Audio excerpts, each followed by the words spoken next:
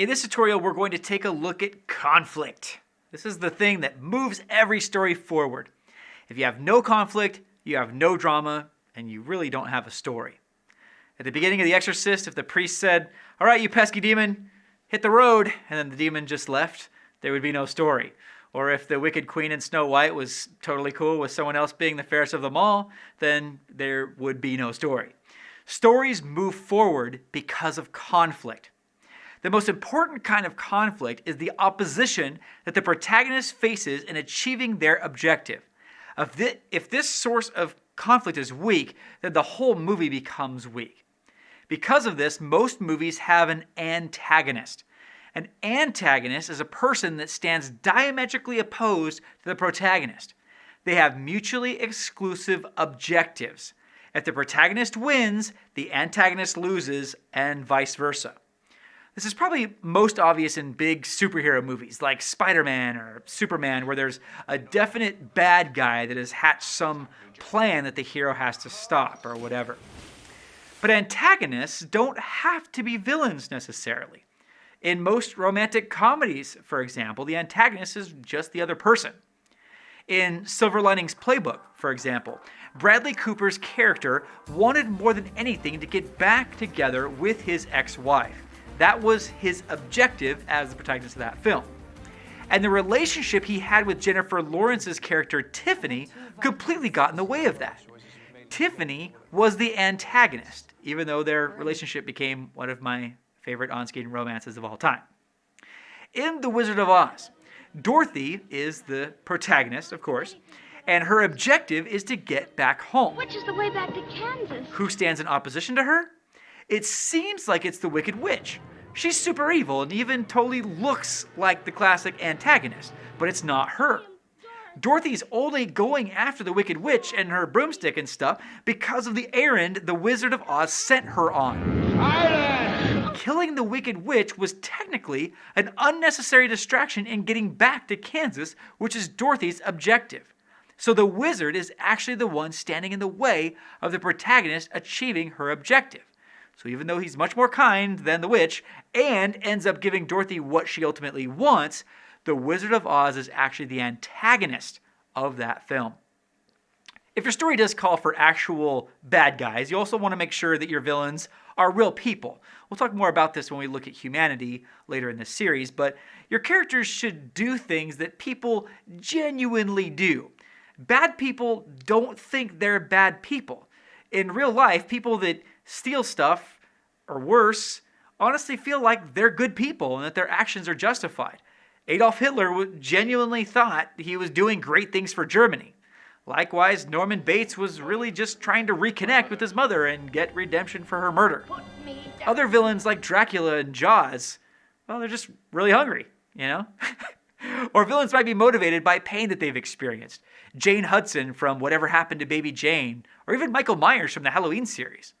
Now, conflict shouldn't just come from the antagonist. Conflict can come from all kinds of places. It can come from big external forces like the weather or the government or destiny. It can come from a disagreement with another person.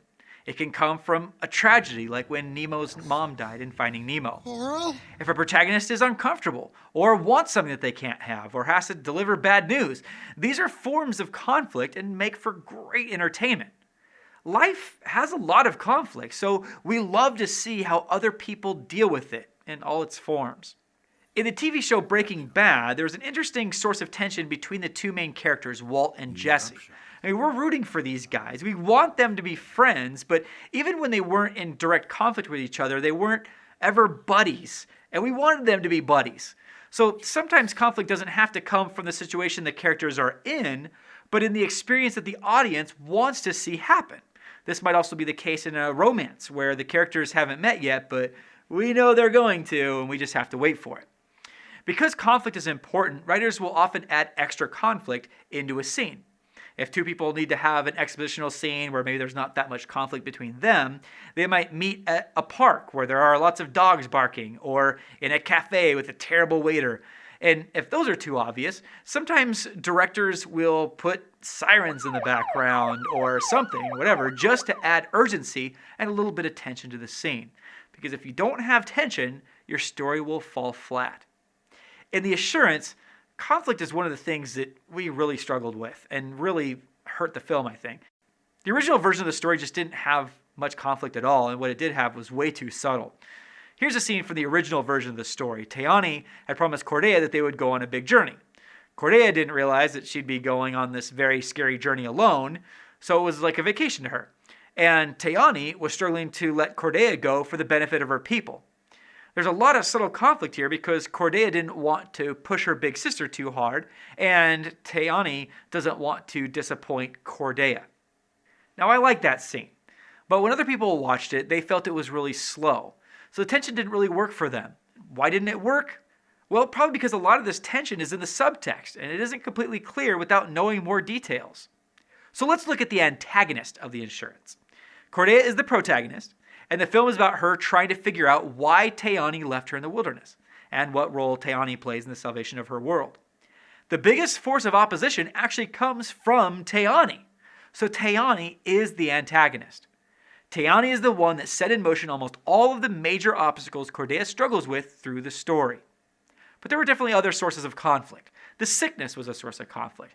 Galhatan, the big monstrous demon at the end, was a source of conflict, as was the dying world. The religious zealots were a source of conflict. Mysteries are a source of conflict, and essentially the film is Cordelia's journey to figure out the mystery of why she was left in the wilderness. In the original edit of the film, Teani's inner struggle to keep her secrets was a bit more prominent, and that's definitely a source of conflict as well. I think one of the things that could have been better about the film is the conflict. I mean, for the original edits, there was only this subtle and unexpressed conflict between Teani and Cordelia, and then all of the conflict, or most of the conflict at least, came at the end. So in the re-edit, we created this motif where we would show a little bit of a scene, and then show more of it later so that we could put in, like say for example, the sickness, we could put that in there twice essentially. We also put in the Galhatan foreshadowing much earlier in the film, and all of this to increase the conflict. But a lot of this conflict falls flat because we don't see it directly affecting our protagonist. So the sense of danger just isn't as strong. Now, earlier I mentioned The Wizard of Oz and how The Wizard of Oz was technically the antagonist of that film. Well, in the case of The Wizard of Oz and in The Assurance, the antagonists end up being friendly and helpful towards the protagonist. So they don't make really great sources of antagonism. So what The Wizard of Oz did is they added the Wicked Witch of the West, and she becomes the face of the antagonist. And she is very antagonistic, and she brings with her a host of forces of antagonism, winged monkeys and sleepy poppies and fireballs, a bunch of stuff. Making conflict clear, strong, present, immediate, big. This is what causes audience engagement to go through the roof and should be in every scene of your story.